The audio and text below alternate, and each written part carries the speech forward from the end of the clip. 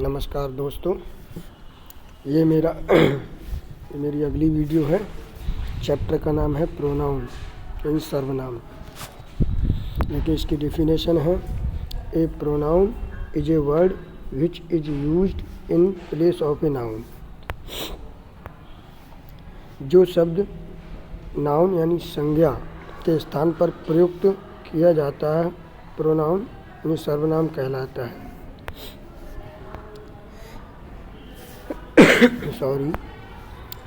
Pronoun मुख्यतः निम्न भागों में बांटा जा सकता है, यानी प्रोनाउन को मुख्यतः निम्न भागों में बांटा जा सकता है। नंबर 1 है आपका पर्सनल प्रोनाउंस, व्यक्तिवाचक सर्वनाम। जो प्रोनाउन किसी व्यक्ति, पशु, पक्षी, वस्तु या स्थान के लिए प्रयोग किए जाते हैं, पर्सनल प्रोनाउन कहलाते हैं। जैसे I, we, you, he, she, they, it आदि। पर्सनल प्रोनाउन का प्रयोग 3 पर्सन्स यानी पुरुष में किया जाता है।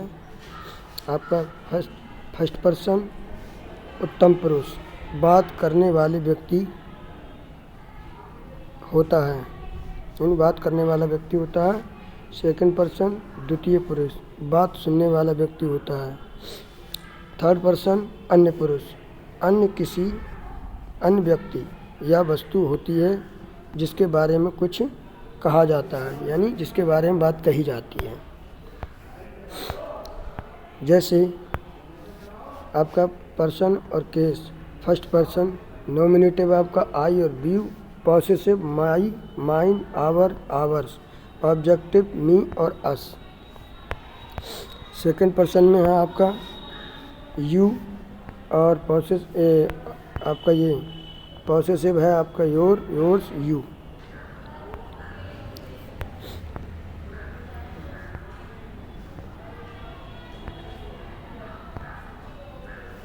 और देखिए ये आपका third person he, she, it, they, its, their और देयर्स। पॉसेसिव हो जाएगा आपका his, her, hers, them, objective case. Note, thou, thine, thee आदि शब्द भी पर्सनल प्रोनाउन होते हैं, परंतु इन शब्दों को व्यवहार में बहुत कम लाया जाता है, अतः इन्हें अपने चरणों में स्थान नहीं दिया जाता। नेक्स्ट है आपका रिफ्लेक्सिव प्रोनाउन, प्रतिक्षेप सर्वनाम। जब किसी वाक्य में सब्जेक्ट द्वारा किए गए कार्य का प्रभाव स्वयं सब्जेक्ट पर पड़ता है तो इसे रिफ्लेक्सिव प्रोनाउन कहते हैं। जैसे he fell into the river himself, ये आपका रिफ्लेक्सिव प्रोनाउन है। नेक्स्ट है आपका they played by themselves. Reflexive pronoun को पर्सनल प्रोनाउन में सेल्फ या सेल्फ्स लगाकर बनाया जाता है। अब देखिए सिंगुलर और प्लूरल्स, माई प्लस सेल्फ बराबर my self, your plus self बराबर your self, him plus self बराबर हिमसेल्फ, हर प्लस सेल्फ बराबर her self, one plus self बराबर वन सेल्फ। इसका प्रोनाउन देखिए, plural, our plus self our selfs, your plus self बराबर your selfs, them plus self बराबर them selfs. Next आपका emphatic pronoun, दृढ़तावाचक सर्वनाम। देखिए इन चीज़ों से आप बहुत इनके बारे में जानेंगे, प्रोनाउन होते कितने प्रकार के और इनको कैसे कैसे यूज करा जाता है। आप इनको इस चैप्टर को अच्छे से पढ़ेंगे तो आपको बहुत अच्छी जानकारी मिलेगी। ये कक्षा 6 से 8 तक के 10 तक के सभी बच्चों के लिए है, जो भी पढ़ना चाहें इसमें और पढ़ सकते हैं। एम्फेटिक प्रोनाउन उपरोक्त रिफ्लेक्सिव प्रोनाउन होते हैं। एम्फेटिक प्रोनाउन किसी विशेष बिंदु पर दबाव या जोर डालने के लिए प्रयुक्त होते हैं। जैसे she herself committed this the mistake. We ourselves said so.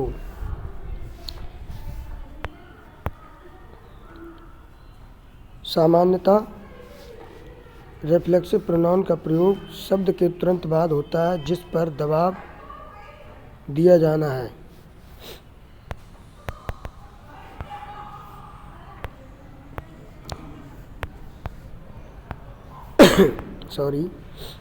अब देखिए नोट, रिफ्लेक्सिव प्रोनाउन तथा एम्फेटिक प्रोनाउन का प्रयोग वाक्य के सब्जेक्ट के लिए नहीं हो सकता। जैसे गलत वाक्य, my husband and my self went together, ये आपका वाक्य गलत है। सही वाक्य देखिए, my husband and I went together, ये आपका वाक्य सही है। नेक्स्ट है आपका डेमोन्स्ट्रेटिव प्रोनाउन, संकेतवाचक सर्वनाम। वे प्रोनाउन जो किसी प्राणी या वस्तु की ओर संकेत करते हैं डेमोन्स्ट्रेटिव प्रोनाउन कहलाते हैं। जैसे देखिए मैंने यहाँ टाइप किया है और आप यहाँ देखें, दिस इज ए पेन, तो ये आपका दिस, दैट, दीज और दोज, ये आपके डेमोन्स्ट्रेटिव प्रोनाउन हैं। देखिए डेमोन्स्ट्रेटिव प्रोनाउन लिखा है, ये डेमोन्स्ट्रेटिव प्रोनाउन के अंतर्गत आते हैं। ये चार, दिस, दैट, दीज, दोज, ये चार आपके डेमोन्स्ट्रेटिव प्रोनाउन के अंतर्गत आते हैं। आप देखिए इसमें नोट, डेमोन्स्ट्रेटिव प्रोनाउन के तुरंत बाद वर्ब का प्रयोग होता है, जैसे मैंने यहाँ पर किया है। आप देख सकते हैं इसमें, देखिए this is a pen, that is a boy, इसमें इज, यहाँ इज, और दीज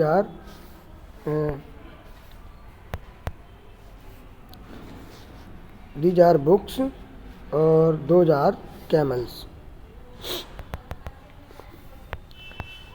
नोट देखिए ये हो गया आपका नंबर 5, डिस्ट्रीब्यूटिव प्रोनाउंस, विभाजनवाद सर्वनाम।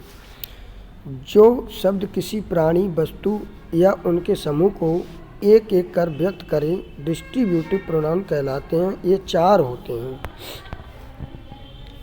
देखिए ईच, एवरी, आइदर और नाइदर।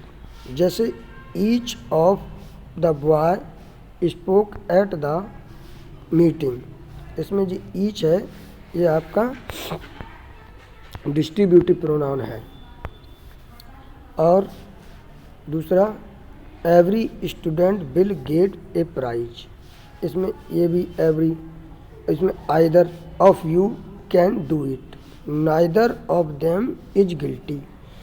आपका देखिए ईच, एवरी, आइदर तथा नाइदर के पश्चात सिंगुलर वर्ब का प्रयोग होता है।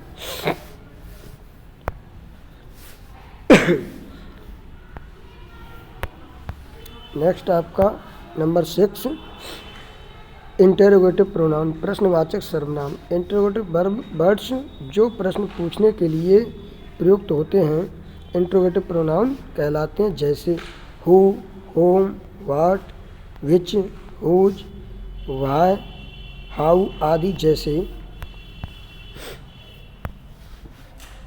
Who goes there, whose was that pen, whom do you help, what did she say, ये आदि के हैं आपके इंटेरोगेटिव प्रोनाउन हैं। नोट, हु का प्रयोग केवल व्यक्तियों के लिए होता है। विच, व्हाट, हुज का प्रयोग वस्तुओं तथा व्यक्ति दोनों के लिए होता है। नेक्स्ट है आपका देखिए नंबर 7, रिलेटिव प्रोनाउन, संबंधवाचक सर्वनाम। वाक्य में किसी पहले आए हुए नाउन को व्यक्त करने के लिए रिलेटिव प्रोनाउन का प्रयोग होता है। जैसे who, whom, what, whose, which, that आदि। एक से शब्द होते हैं, दोनों में मुख्य अंतर है कि इनमें पहले का प्रयोग प्रश्न पूछने के लिए किया जाता है तथा दूसरे का प्रयोग वाक्य में पहले आए नाउन के संदर्भ में होता है। जैसे I lost the pen which I bought from you, He spoke what he had do.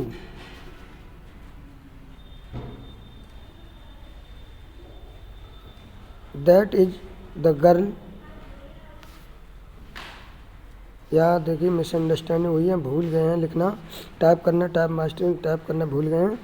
और हु या हु होना चाहिए था, who, WHO, who danced well या हु होना चाहिए।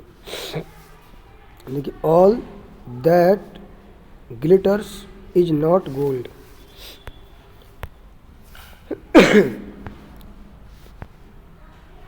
ये नोट देखिए, रिलेटिव प्रोनाउन में हु तथा हुज का प्रयोग व्यक्तियों के लिए होता है तथा कभी कभी इसका प्रयोग निर्जीव वस्तुओं के लिए भी करते हैं। विच का प्रयोग साधारणतया पशुओं तथा निर्जीव वस्तुओं के लिए होता है। दैट का प्रयोग व्यक्तियों तथा वस्तुओं दोनों के लिए होता है। आपका अगला है देखिए,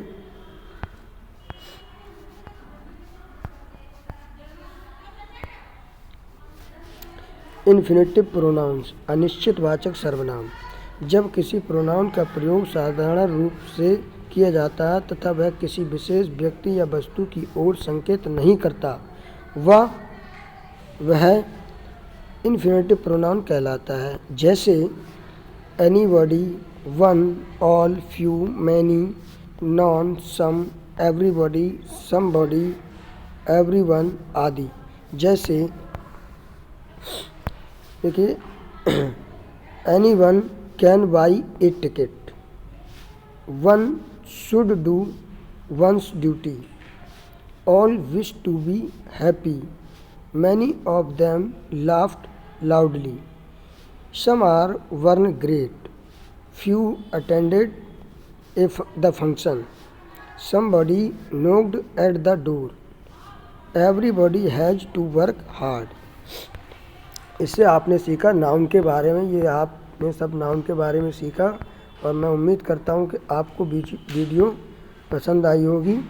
तो आपसे निवेदन है कि मेरे चैनल को सब्सक्राइब करें और लाइक करें और अपने दोस्तों में शेयर करें ताकि आपके दोस्त भी सीख सकें नाउन और प्रोनाउन। ये सारे चैप्टर मैं पढ़ा रहा हूँ एक तरफ से। Thank you, have a nice day.